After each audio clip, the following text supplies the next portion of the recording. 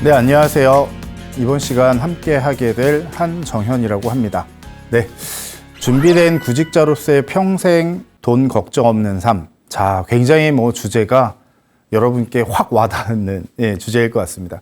제가 조금 알고 있는 그런 어떤 기준 안에서 어떻게 철저하게 준비하게 되면 사실 구직자로서의 평생 돈 걱정이 없이 내가 경제적인 활동을 할 수 있는 이런 부분인지에 대한 예를 들어가면서 말씀을 좀 드리도록 하겠습니다. 자, 다가올 미래에 관련된 부분, 저하고도 짧게나마 아니면 길게 말씀 나눴었던 그런 어떤 기준점에 이슈였었던 것 같은데요. 사실 다시 한번 짚고 넘어가야 될 필요성이 있기 때문에 말씀 좀 드리도록 하겠습니다. 자, 그리고 두 번째, 사실 연금에 관련된 부분 많이들 알고 계신데요. 이게 아마도 이 OECD 기준으로 놓고 보게 되면 노년층에 관련된 그 소득에 관련된 부분 안에서 보게 되면 우리나라가 굉장히 미치는 부분이 미미하다라고 합니다. 사실 이 부분에 대해서도 조금이나마 더 우리가 알고 대비한다라고 하게 되면 경제적인 기준 안에서는 조금 더 리스크 없이 우리가 남은 이 이후의 삶에 관련된 부분을 영위할 수 있지 않을까라는 생각이 좀 들어요. 자, 이슈. 자, 많은 부분들을 우리가 바라볼 수 있지만 은퇴라고 하는 그 기준 안에서 우리가 이슈를 한번 바라보게 되면 어떤 키워드들이 가장 많이 생각이 나세요? 저는 가족이라고 하는 게 굉장히 많은 부분에 키워드를 조금 받아들이고요. 또 우리가 관계라고 하는 부분이 좀 많이 저에게 다가오는 것 같아요. 제 주위에 계신 분들에게도 여쭤봐도 이 두 가지 키워드가 상당히 많은 부분을 차지한다라는 부분을 말씀들을 좀 하세요. 그리고 거기서 조금 더 확장시키게 되면 내가 그 전에 향유했었던 조직 안에서의 구성원들과의 관계, 이런 것들, 그 안에서 가장 중요한 역할을 하는 게 뭘까라는 생각을 한번 해보게 되면 자연스럽게 조금 알 수 있지 않을까라는 생각이 좀 들어요. 그래서 나를 기준으로 보게 되면 경제적인 지표 기준으로 놓고 보게 되면 나 하나로 사실 사회생활을 시작했다라고 하게 되면 그걸 통해서 경제활동을 하고 궁극적으로 내가 삶을 영위하는 울타리를 만들고 여기서 조금 더 진화한다라고 하게 되면 이 울타리를 잘 이끌고 관계를 잘 만들어가고 이런 어떤 그림축이 아마 형성이 된다라고 저는 바라보는데 이 기준 안에서 우리가 놓치지 말아야 될 그런 부분이 뭐냐라고 하게 되면 조금이나마 더 나은 경제 활동을 지속할 수 있는 팁이 뭐니라고 하는 것들에 대한 방법론을 좀 찾아보는 게 좋지 않을까라는 생각이 좀 들어요. 자, 현역으로의 삶은 한 30년 정도밖에 안 돼요. 지금 우리 대한민국의 구조상은 그렇죠. 그 기준 안에서 보게 되면 은퇴 후 50년에 관련된 이 부분은요, 많이들 강조하고 말씀들은 하지만 이 부분에 대해서 우리가 지금 현재 경험해 보신 분들이 그렇게 많지가 않으세요. 이 부분은요, 우리가 조금 더 깊이 있게 연구도 하고 논의도 해야 되고 공론화를 시켜야 되고 이런 기준 안에 있다라고 봐요. 지금 1차 베이비 부머 세대들이 은퇴를 다 마쳤고요. 작년 올해 기준으로 놓고 보게 되면 2차 베이비 부머 세대들이 또 은퇴의 시점에 지금 서 있죠. 그 기준을 놓고 보게 되면 굉장히 큰 사회적 현상들이 새로운 현상들이 나타날 거라는 부분은요. 많은 분들이 사실 예측하고 있고요. 그 예측이 사실 현실이 되는 그 기준 안에 있다라고 봅니다.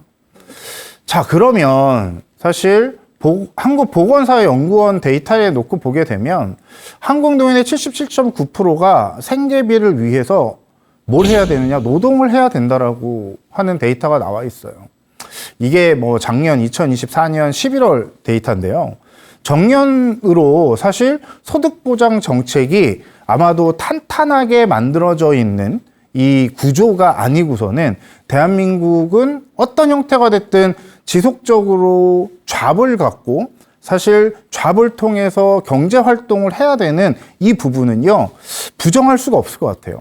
저 역시 지금 이 강의를 하면서 저도 느끼는 것 중에 하나가 저도 시니어라고 하는 이 축에 들어가는 이 사람이더라고요. 그러니까 이게 사회학 기준 안에서 놓고 보게 되면 통념적으로 시니어에 관련된 이 부분을 놓고 이야기하게 되면 뭐 40대 이후라고 하는 그런 정의를 내려놓은 곳들이 굉장히 상당히 많아요. 그 기준 안에서 보게 되면 은퇴를 한 사람들을 우리는 시니어라고 하는 이런 또 통칭적인 부분들을 말씀을 좀 하는데요. 지금 74년생들이 지금 은퇴를 하고 있죠. 사실 상당히 젊은 축에 껴 있어요. 근데 그분들도 사실 경제적인 기준 안에서 보게 되면 우리 사회 현상 기준 안에서 보게 되면 상당히 빠른 변화와 그 시시각각 발생되는 새로운 이 트렌드적인 부분 때문에 사실 쉽게 빨리 우리가 적응하거나 대처하기가 쉽지 않은 건 사실입니다. 그렇다고 우리가 그전에 경험했었던 것들이 다 무지하거나 쓸모없는 것들은 아니에요. 자, 그래서 이러한 것들을 유연하게 잘 활용할 수 있으려고 하게 되면 내가 사실 경제 활동을 하는, 그러니까 은퇴하기 전에 경제 활동을 위한 세컨 잡이라고 하는 그 기준 안에서 무언가 행위를 해야지 사실 이런 사회적 문제에 대한 해답을 찾을 수 있지 않을까라는 생각이 좀 들어요. 실제 북유럽 같은 경우가 사실 덴마크나 뭐 노르웨이 이쪽이 대한민국하고 아마도 평균 그 연령이 비슷한 걸로 알고 있어요. 그러니까 우리나라가 뭐 86.3세 정도 되는데 사실 그쪽에 있는 기준들도 한 83세 정도 되는 걸로 저는 통계치로 확인을 좀 했습니다. 근데 이제 그네들의 삶에 관련된 궤적과 우리의 삶의 궤적이 조금 다르죠. 사실 모든 사회학자들이 이야기하는 건 뭐냐, 모든 국가가 발전하는 데 있어서 굉장히 다양한 사회 현상들은 다 경험을 하고 지나가야 된다라고 하는 부분이에요.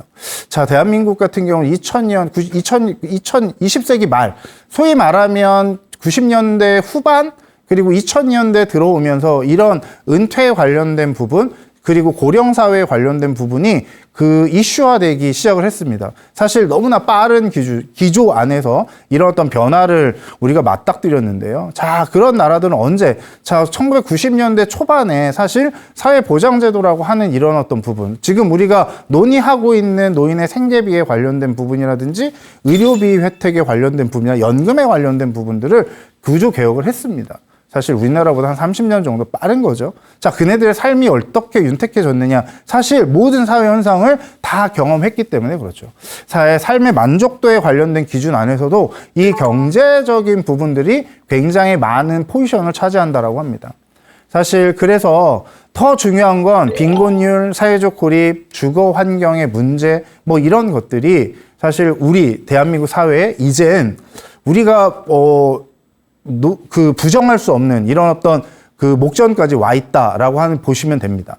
저기 보시게 되면 대한민국 같은 경우 빈곤율이 한 40%가 이상이 넘다라고 하는 거죠. 자, 10분 중에 4분이 상당히 곤란하다라고 하는 거예요. 곤란하다. 자, 곤란하다라고 하는 건 평균이기 때문에 그 숫자는 더 높아질 수가 있겠죠. 자, OECD 기준보다도 상당히 높습니다. 자, 이 기준 안에서 우리가 바라봐야 될 거, 이런 문제를 해결할 수 있는 건 뭐냐? 많은 분들이 이 말씀을 하세요. 평생 은퇴가 없는, 사실 잡에 관련된 부분, 내가 노동의 가치를 인정을 받고 대가를 사실 받을 수 있는, 그럼으로써 사회에 내가 어떤 중요한 역할을 해주는 같은 사회 구성원이다라고 하는 부분. 사실 이런 어떤 인식 개선에 관련된 부분들이 선행돼야지만 되지 않을까라는 생각이 좀 들고요. 가까운 우리가 그 초고령 사회를 경험한 국가들을 가서 우리가 여행도 해보시고 하셨을 분들이 계실 텐데요. 우리가 멀리 보지 않아도 돼요. 가까운 일본만 가셔도 사실 그런 어떤 현상들을 바로바로 우리가 직면하게 됩니다. 공항에 딱 내리게 되면 공항에서 우리에게 서비스, 소위 말하면 MOT, 소위 말하면 접점에서 서비스해 주시는 분들이요. 사실 우리 뭐 노령형, 그러니까 인구에 관련된 기준 안에서 노인들, 소위 말하면 시니어 분들이 그러한 역할을 하시는 케이스들을 상당히 많이 보게 됩니다. 그게 뭐죠? 인식에 관련된 부분들. 그래서 그네들과 사회적인 합의를 통해서 사실 이러한 문제들을 해결을 해야 되지 않을까라는 생각이 좀 들고요. 자, 이런 어떤 이슈를 좀 던집니다. 2050년이 되게 되면 사실 독거노인에 관련된 이 비율들이 상당히 많이 올라가고 있어요. 지금 뭐 작년 데이터인데요. 자, 이게 119만 명이라고 하게 되면 앞으로 25년 후거든요.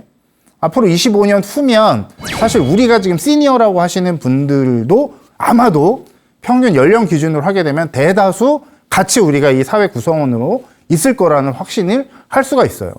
자, 그러면 1인 고령 인구가 25% 정도까지 된다. 사실 이 인구 관련된 이 기준 안에서 놓고 보게 되면 이건 우리가 더 이상 묵과할 수 있는 그런 어떤 부분이 아니다. 그럼 이 기준을 해결할 수 있는 건 뭐냐?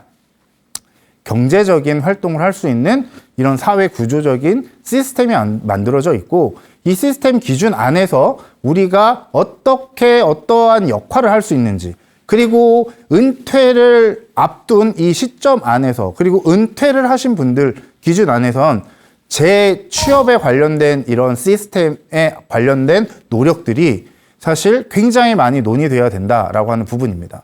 자, 이러한 문제점이 어떤 거랑 연결이 되냐? 사실 세 가지 키워드랑 연결이 다 됩니다. 건강, 돈, 놀이. 사실 환경에 관련된 우리의 관계성에 관련된 부분하고 상당히 많은 영향을 가지고 있다라고 보시면 될 것 같습니다. 그렇기 위해서는 자, 앞에서 우리가 환경에 관련된 부분 상당히 많이 말씀을 좀 드렸는데요. 그러면 재무적인 기준 안에서 우리가 그러면 이러한 문제점들을 잘 타개하기 위해서는 어떻게 우리가 접근을 해야 되느냐. 자, 전략이라고 하는 용어는요. 사실 군사 용어죠. 사실 최적의 어떤 결과를 뽑아내기 위한. 사실 이게 최적이라고 할 수 있는 그 시점이 현재 시점이 아니고요. 미래 시점이다라고 하는 게 사실 저도 이런 말씀을 드리면서 조금 조심스러운 부분입니다. 지금 현재 기준으로 말씀을 드릴 수밖에 없기 때문에요. 접해보지 않았기 때문에 그렇습니다.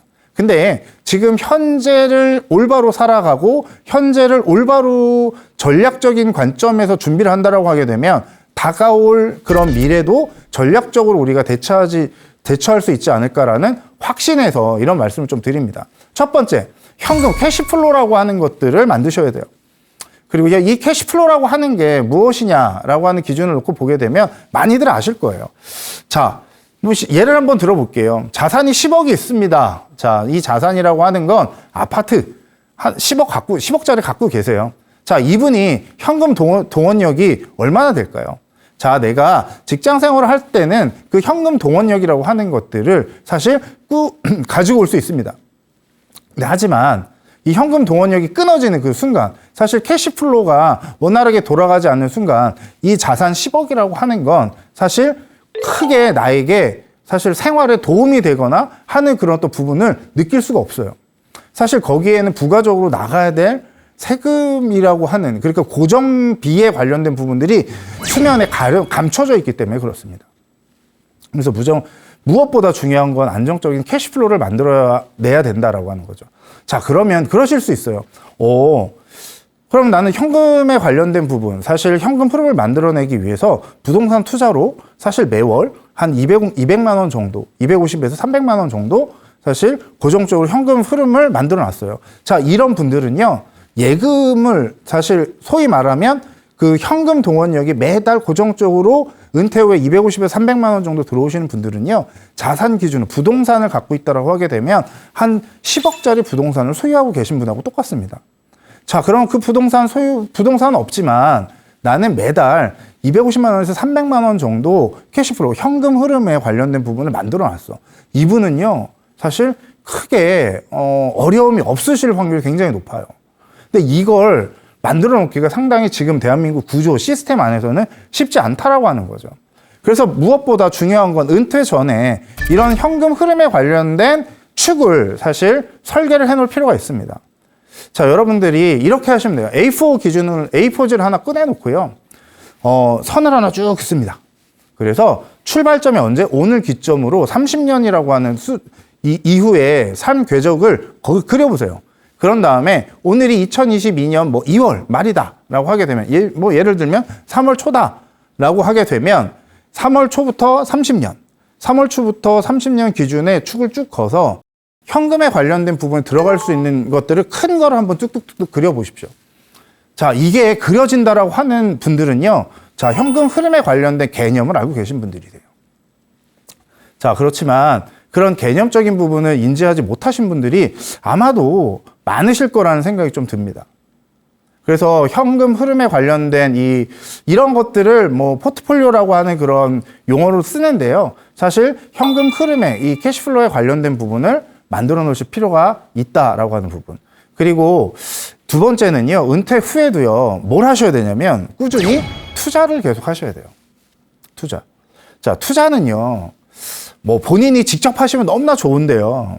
사실 내가 그런 어떤 전문성을 가지고 있지 않다라고 하게 되면 전문가를 선택을 해서 같이 그 코업을 해서 투자를 계속 하시는 게 좀 필요하다고 봅니다. 제가 저는 뭐 라디오를 좀 이동하면서 굉장히 많이 듣는 편인데요. 꽤 오래전이에요. 한 10년은 된 것 같은데 모 방송의 뭐 경제 파트에 라디오를 듣다가 깜짝 놀랐어요.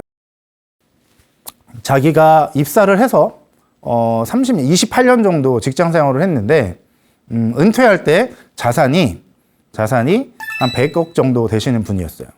근데 이게 굉장히 중요한 게 뭐냐면 우리가 지금 지금 베이비 부머 세대나 2차 베이비 부머 세대 같은 경우는 같은 동세대를 사신 분이세요, 이분이.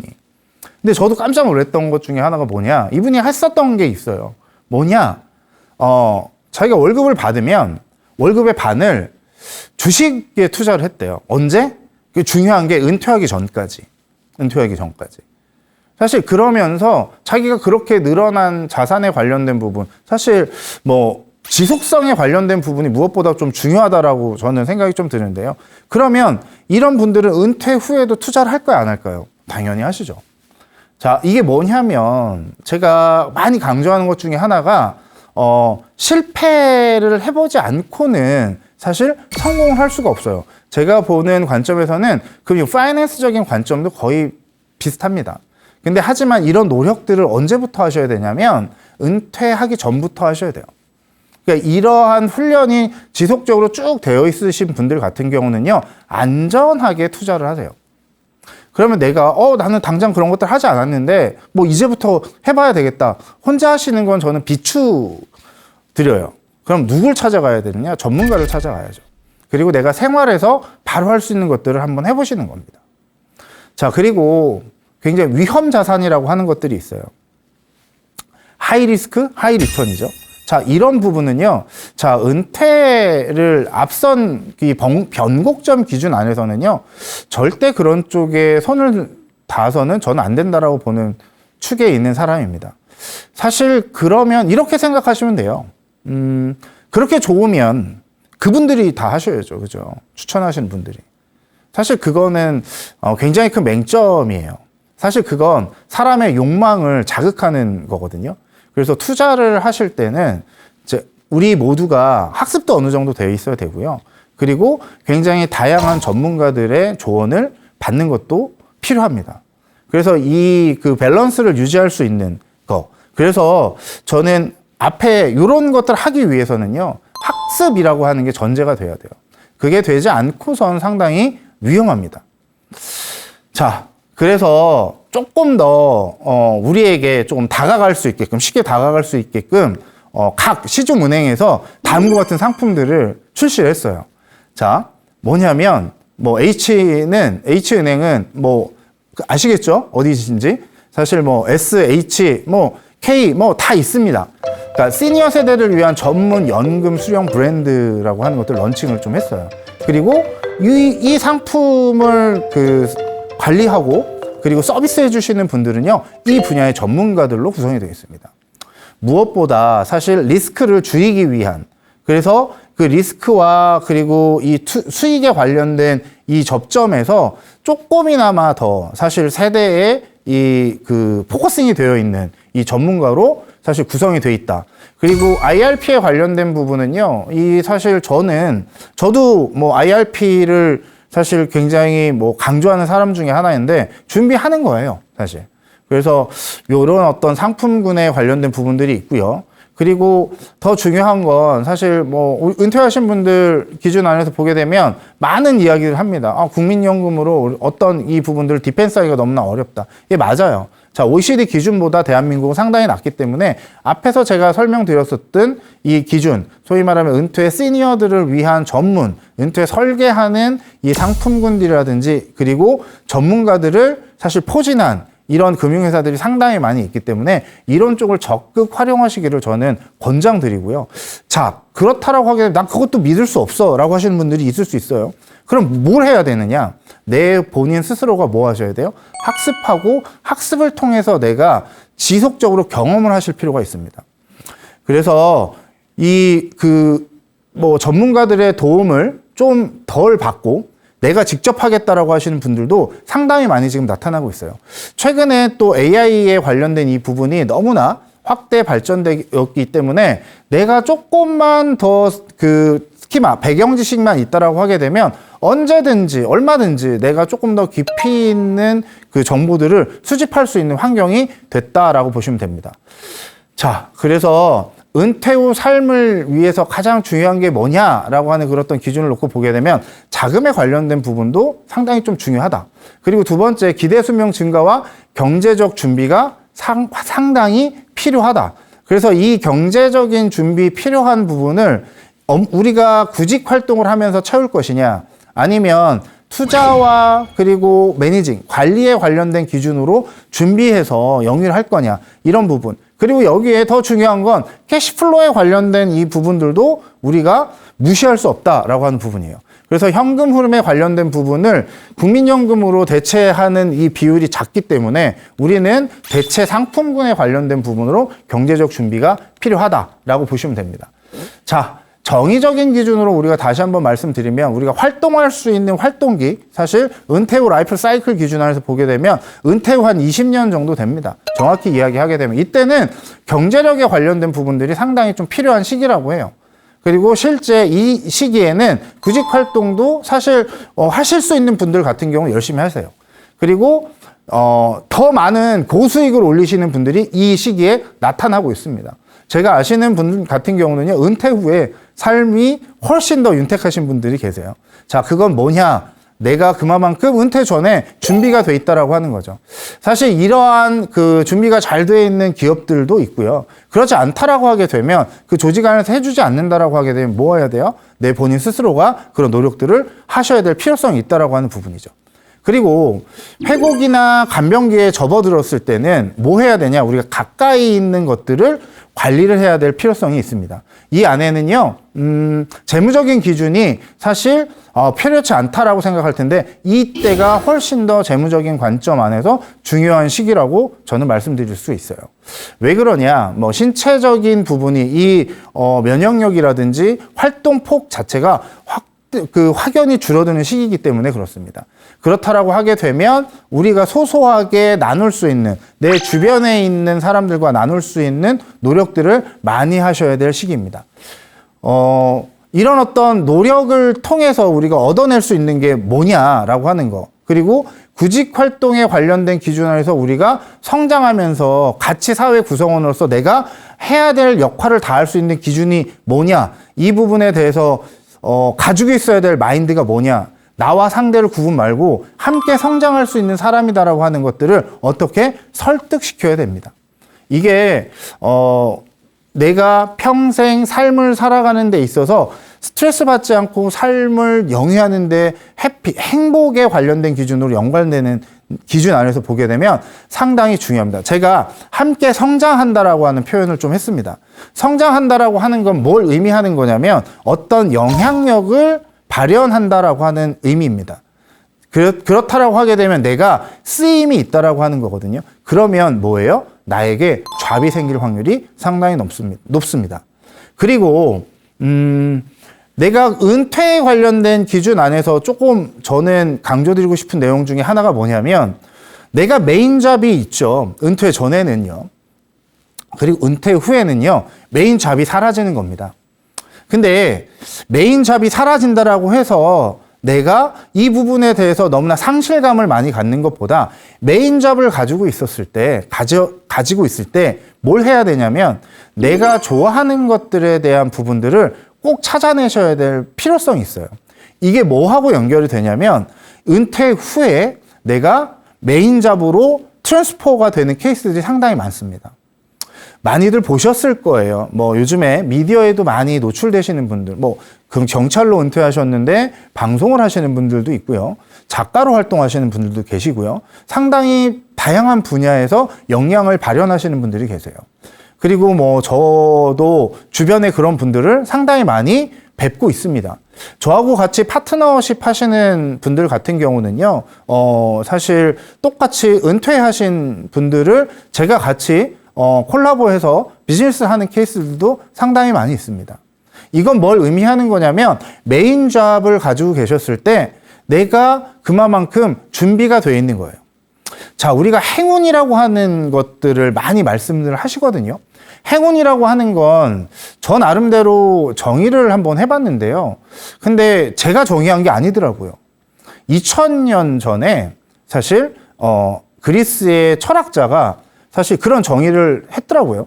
세네카라고 하시는 분이던데 이분이 뭐라고 이야기를 했냐면, 자, 준비가 되어 있을 때 기회를 얻었을, 준비가 되어 있는 상황에서 기회가 왔을 때 이게 발현이 된 게 행운이다라고 하는 부분을 말씀을 하셨더라고요.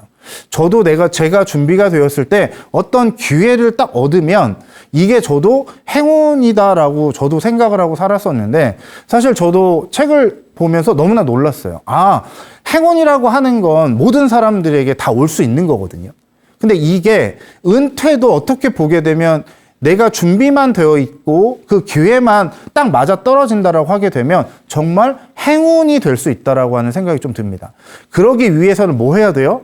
역할에 관련된 부분이 그만큼 중요합니다. 자, 내가 일을 할 때 사실 그러한 영향력을 줄 수 있다라고 하는 거 무엇보다 중요합니다. 그렇다라고 하게 되면 이 세 가지 키워드가 저는 확 와닿았습니다. 첫 번째, 내가 지금 서 있는 위치에서 내가 바로 트랜스퍼를 할 수 있는지, 내가 지금 여기 왜 있는가에 관련된 부분, 그리고 내가 은퇴에 관련된 부분들을 얼마만큼 잘 내가 인지하고 있는지에 관련된 부분을 좀 잘 내가 인식을 하셔야 돼요. 그리고 그게 맞지 않다라고 하게 되면 뭐 하셔야 돼요? 피벗을 하셔야 돼요. 확 바꾸셔야 됩니다. 그렇게 하시면 뭐가 일어나냐면 내가 내 주변에 있는 새로운 변화에 관련된 기준 안에서 사람들과 같이 성장하실 수가 있어요. 그게 되지 않는다라고 하게 되면 무엇보다 지속적인 잡을 갖기는 상당히 좀 어렵습니다. 구조상. 자, 그러면 더 놀라운 건 뭐냐면 지금 25년 이 시점에 뭐가 굉장히 큰 이슈냐면 951만 명에 달하는 2차 베이비 부머 세대들이 은퇴를 시작했어요. 바로 우리가 사실 알고 있는 이게 1차 베이비 부머 세대하고는 조금 더 다른 개념이더라고요. 자, 지금 우리나라 인구 중에 몇 년생이 가장 많냐면 1971년생이 가장 많은 포지션을 차지하고 있습니다. 이 부분이 뭘 의미하죠? 이 분들이 베이비 부머 세대예요. 2차 베이비 부머 세대. 자, 그러면 이분들은 경제 활동에서 지금 어떻게 하는 거죠? 나오는 그런 어떤 시점에 있어요. 제가 말씀드린 것처럼 이분들은요, 뭐 하셔야 되냐면 새로운 구직 활동을 또 하셔야 돼요. 자, 그러면 뭘 보셔야 되냐면 앞에 제가 설명드렸듯이 내가 은퇴를 하기 전에 뭐가 준비가 되어 있어야 돼요? 내가 행운을 접하려고 하게 되면 다음 스테이지에 일어날 수 있는 것들에 대한 준비가 되어 있으면 해피하게 맞이하실 수 있는 분들이세요. 솔직히 이분들은 준비가 되어 있으신 분들도 상당히 있습니다. 근데 이 상당한 기준이 빈도수로 놓고 이야기하게 되면, 비율로 놓고 이야기하게 되면 굉장히 협소하다라고 하는 거죠. 자, 그러면 초고령 사회로 진입한 우리 대한민국 이 상황에서 사실 노후가 경제적으로 굉장히 피폐하고 어려움을 겪고 있는 세대들이 지금 이제 무궁무진하게 발생될 확률이 상황이 접해 있다라고 이렇게 인지하시면 됩니다. 자, 그럼 제가 위험한 키워드를 던지는 게 아니고요. 이런 거예요. 내가 준비만 되면 그 넥스트웨이에 관련된 이 부분들은 충분히 내가 설계해 나갈 수 있는 사회적 토대가 만들어지지 않을까라고 하는 기대를 하셔도 된다라고 하는 부분을 던집니다. 사실 지금 인구 구조상, 인구 통계학상 지금 제가 슬라이드를 좀 보여드리고 있는데요. 자, 이 슬라이드 기준을 놓고 보게 되면 1차 베이비 부머 세대보다 훨씬 더 높아요. 자, 여기 보시게 되면 50세가 사실 20년 전, 사실 우리 앞 세대의 50대랑 지금 50대랑은 완전히 다르죠. 우리가 중위 그 연령이라고 많이들 이야기 하잖아요. 대한민국의 중위 그 인구의 그 나이가 어떻게 되냐면 50세예요. 불과 15년 전, 20년 전만 해도 34세 정도밖에 안 됐어요.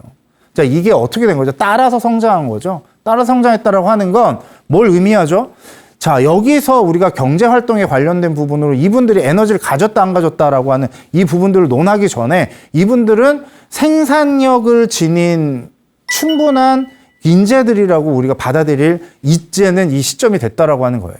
그래서 이분들에 대한 구직 활동에 관련된 부분들이 상당히 조금 확대될 것 같고요.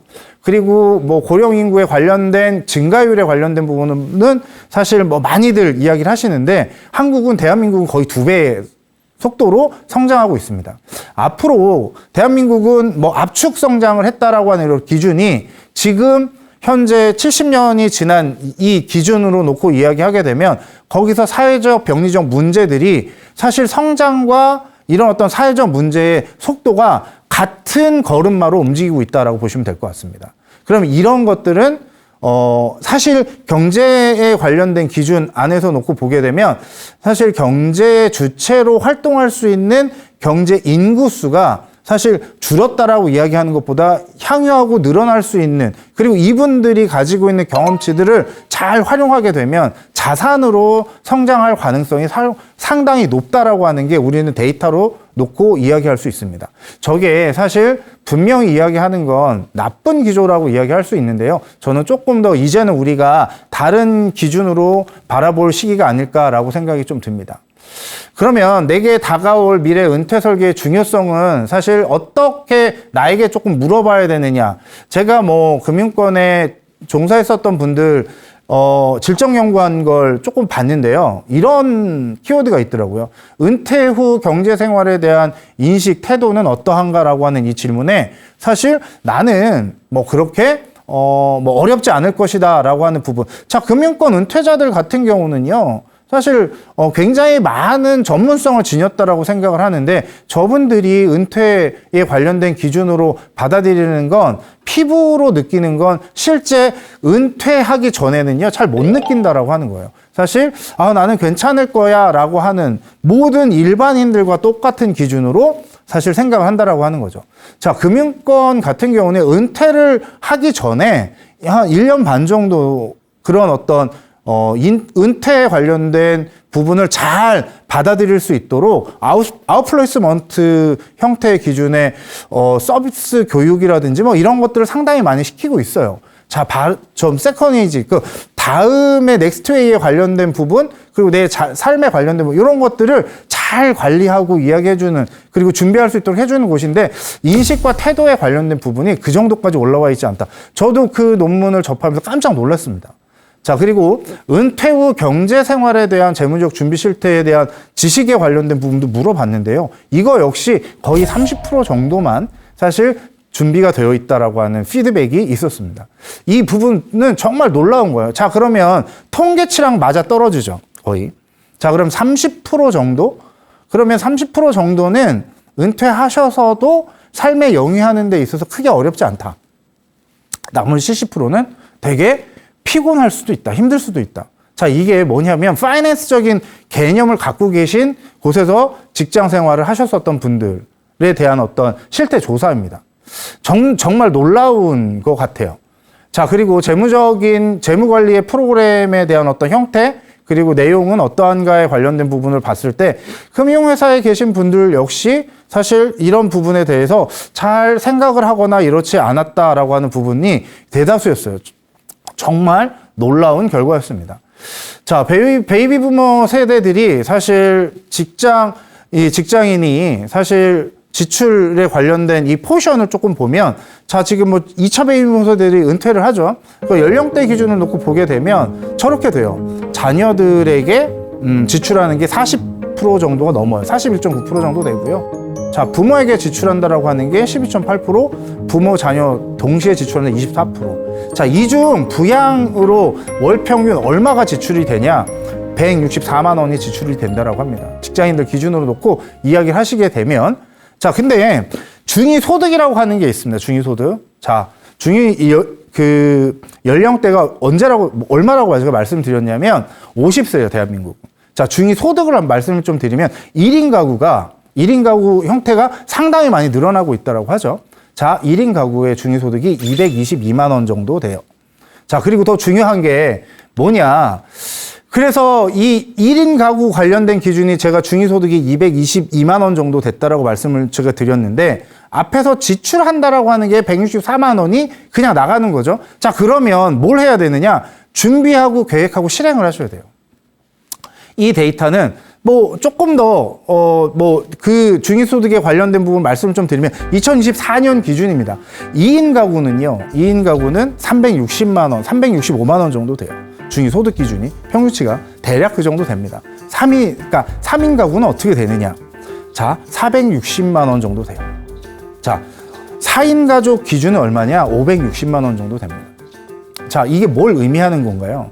은퇴를 하게 되면 사실 소득에 관련된 부분이 기존보다 굉장히 많이 줄어들죠. 그래서 지속적으로 뭘 하셔야 되냐? 내가 잡을 가지고 사실 평생 사회인으로서, 사실 구직자로서, 사실 내가 은퇴가 없는 삶을 사는 게 무엇보다 중요하죠. 그러면 뭐 하셔야 돼요? 준비. 제가 아까 말씀드렸죠? 행운이라고 하는 건 뭐 어떻게 된다? 준비가 되고 기회가 딱 맞아 떨어졌을 때 뭐가 된다? 행운을 얻는다라고 말씀드렸어요. 자, 그러면 은퇴라고 하는 건 거꾸로 이야기하게 되면 충분히 내가 준비가 돼 있다라고 하게 되면 그걸 해소할 수 있는 거다. 자, 근데 전제가 되는 게 뭐냐? 학습력이에요. 자, 많은 분들이 이야기합니다. 20세기, 21세기. 자, 우리는 21세기 살아가고 있습니다. 자, 베이비 부머 세대들, 자, 학습력에 관련된 기준으로 많이들 학습하고 공부하고 하셨었던 세대들이세요. 자, 그분들이 지금도 은퇴하신 이후에 내가 넥스트웨이로 준비하기 위해서는 뭐 하셔야 돼요? 학습하고 연결되는 새로운 것들을 시도를 하셔야지만 구직자로서, 소위 말하면 내가 직업인으로서 사실 내가 부족한 부분을 채워갈 수 있는 동력이 되지 않을까라는 생각이 좀 듭니다. 자, 요런 키워드를 한번 제가 던져볼게요. 왜 학습을 해야 되느냐? 인공지능에 관련된 부분들이 상당히 많이 중요하게 대두가 됐습니다. 이제는 우리가 부정할 수 없어요. 많은 분들이 키오스크에 관련된 어려움들 있다라고 생각을 하는데, 뭐 제가 요즘에 주변에 접하는 것들 기준 안에서 보게 되면 유연하게 다 하시는 분들이 있어요. 디지털 노마드에 관련된 부분들 많이 희석되고 있어요. 근데 사실 지금 베이비 부머이신 2차 베이비 부머 세대들은 뭐냐? 새로운 기술에 관련된 부분하고 굉장히 밀접한 관련이 있으신 분들이세요. 사실 여기서 사실 대한민국의 경제 성장의 동력들을 만들어내신 분들이거든요. 이러한 키워드들 기준으로 우리가 새로운 내가 일을 할 수 있는 터전을 찾아보고 개척해보는 것도 저는 한번 제안을 한번 해드리고 싶어요. AI나 로봇, 모빌리티, 스마트 홈, 확장, XR, AR, 그리고 디지털 헬스케어. 지금 디지털 헬스케어 관련된 부분으로 사실 많은 부분들이 내가 이러한 혜택을 놓고 보고 계신 분들도 계시고요. 자, 경험을 하셨었던 분들에 대한 그 살아있는 생생한 소리가 무엇보다 신뢰도를 높이죠. 뭐 이런 분야, 그리고 이러한 라이프 사이클에 대한 어떠한 변화에 대한 서비스들, 이런 서비스들에 대한 핵심 아이디어, 뭐 이런 것들을 우리 시니어들이, 그리고 구직을 위한 준비하는 단계에서 제안을 하고 제시를 해줄 수 있지 않을까라는 생각을 좀 해봅니다. 그리고 상당히 빠른 변화나, 그리고 모든 것들이 연결되어 있고, 그리고 초융합이 되고 있는 이런 어떤 세상에 너무 급히 가는 것도 중요하지만, 사실 우리는 한 발짝 떨어져서 스텝 바이 스텝으로 천천히 그런 어떤 현상들을 바라보고 그리고 우리 나름대로 디벨롭을 한번 해보는 것도 필요하다고 생각을 합니다. 그게 궁극적으로 내가 처해 있는 내 환경에서 내가 가지고 있는 핵심 코어를 발현할 수 있는 절호의 찬스를 만들 수 있다고 생각을 합니다. 생텍쥐베리의 어린 왕자에서 이런 글을 한번 차용을 한번 해봤습니다. 어른들은 누구나 처음엔 어린이였습니다. 그러나 그것을 기억하는 어른들은 별로 없다라고 합니다. 자, 우리는 삶을 살아가는 이 궤적 안에서 꼭 겪어야 되는 것들이 있습니다. 경험해야 되는 것들도 있고요. 그게 둘 중에 하나가 은퇴라고 하는 사회적인 내가 속해 있는 집단에서의 은퇴라고 하는 거가 하나가 있고요. 또 우리는 부정할 수 없는 게 죽음이라고 하는 것 같아요. 자, 그래서 하루하루 우리는 죽어간다라고 하는 표현을 하신 분들도 계신데요. 자, 그러면 우리가 어떻게 그 상황을 받아들일 것이냐라고 하는 이런 어떤 화두나 숙제를 사실 우리가 한번 인식을 하고 그리고 받아들여야 될 그런 현실이 아닐까라는 생각이 좀 들고요. 자, 엘빈 토플러라고 하시는 이 미래학자는 이런 말씀을 하셨어요. 20세기 문맹은 읽고 쓰지 못하는 사람이 아니라 배우고 잃어버리고 다시 배우는 능력이 없는 사람이다. 자, 딱 맞아 떨어지죠. 우리가 은퇴라고 하는 이 기준 안에서 어떻게 내가 삶을 살아가는 그 궤적 안에서 경제적인 이런 부분들에 대한 스트레스라든지 어려움을 사실 리스크를 줄이려고 하게 되면 뭐 해야 되느냐? 저는 이걸 학습력이라고 하는 표현으로 좀 쓰는데요. 지속적으로 노력하는 거, 이게 무엇보다 중요하다. 자, 그렇게 되게 되면 일과 건강과 즐거움과 그리고 경제력에 관련된 이 부분을 통해서 우리가 사회적인 관계망의 안에 내 역할을 충실히 잘할 수 있는 이런 어떠한 시니어로 내 포지션을 가져갈 수 있을 거라고 확신합니다. 자, 뭐 많은 그 내용을 제가 짧은 시간에 전달을 하려고 노력을 했는데요. 사례도 조금 들었고요. 그리고 이런 어떤 사례 기준 안에서 뭘 어떻게 해야 되느냐. 저는 기존에 많은 정보들이 있습니다. 그 정보들 기준 안에서 습득하실 수 있는 것들은 다 습득을 하시고요. 저는 제가 드리고 싶은 화두는 뭐냐. 지금 이 나에게 다가오는 이 은퇴라고 하는 걸 어떻게 나에게 새로운 행운이다라고 하는 기준으로 받아들였으면 하는 바람으로 제가 말씀을 좀 드렸습니다. 자, 이번 시간 저하고 심도 있는 이야기를 저는 좀 전달을 좀 라이트하고 편안하게 좀 전달하려고 노력을 했는데요. 자, 같이 해주셔서 너무나 감사하고요. 저는 이것으로 이 시간을 마치도록 하겠습니다. 감사합니다.